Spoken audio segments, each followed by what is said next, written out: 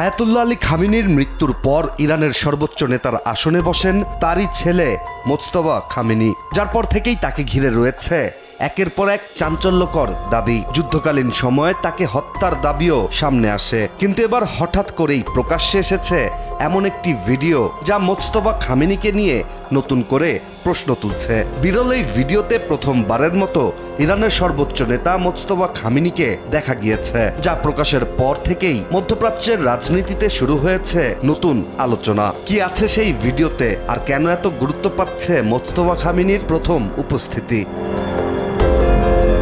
ইরানের আধা সরকারি সংবাদ মাধ্যম মেহের নিউজ 4 আগস্ট নিজেদের টেলিগ্রাম চ্যানেলে ভিডিওটি প্রকাশ করে, যেখানে দেখা যায় মোজতবা খামেনি কয়েকজন ব্যক্তিকে সাথে নিয়ে কথা বলছেন। তবে ভিডিওটি কোথায় বা কখন ধারণ করা হয়েছে কিংবা তার সঙ্গে থাকা ব্যক্তিরা কারা তা এখনো প্রকাশ হয়নি। আয়াতুল্লাহ আলী খামেনি নিহত হওয়ার পর মার্চের শুরুতে অ্যাসেম্বলি অফ এক্সপার্টস তার ছেলে মোজতবা খামেনিকে ইরানের নতুন সর্বোচ্চ নেতা হিসেবে নির্বাচিত করে। 56 বছর বয়সী মোজতবা দীর্ঘদিন ধরেই ছিলেন ইরানের ক্ষমতার নেপথ্যের অন্যতম আলোচিত চরিত্র, কিন্তু বাবার মতো প্রকাশ্য রাজনীতিতে সক্রিয় না থাকায় তার ছবি কিংবা ভিডিও খুবই সীমিত।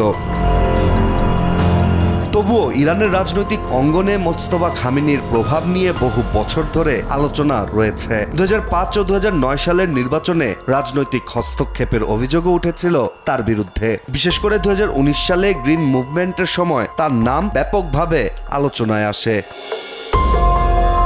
এর মধ্যে যুক্তরাষ্ট্র ও ইসরায়েলের সঙ্গে সরাসরি সংঘাত, ভয়াবহ নিরাপত্তা ঝুঁকি এবং অভ্যন্তরীণ রাজনৈতিক চাপ সবকিছুর মাঝেই নেতৃত্ব দিয়ে পুরো ইরানকে সামনে এগিয়ে নিতে হচ্ছে মোজতবা খামেনিকে। আর ঠিক এমন সময়ই প্রকাশ্যে এলো তার বিরল এই ভিডিওটি হয়তো কয়েক সেকেন্ডের, কিন্তু এটির রাজনৈতিক বার্তা অনেক বড়। কারণ মোজতবা খামেনি প্রকৃত অর্থেই ইরানের ক্ষমতায় আছেন কিনা, তিনি আসলে কিভাবে এবং কতটা দৃশ্যমান হয়ে ইরানের নেতৃত্ব দিতে যাচ্ছেন, এসব কিছুই নির্ভর করছে তার উপস্থিতির উপর। ইশতিয়াক হোসেন, দেশ টিভি।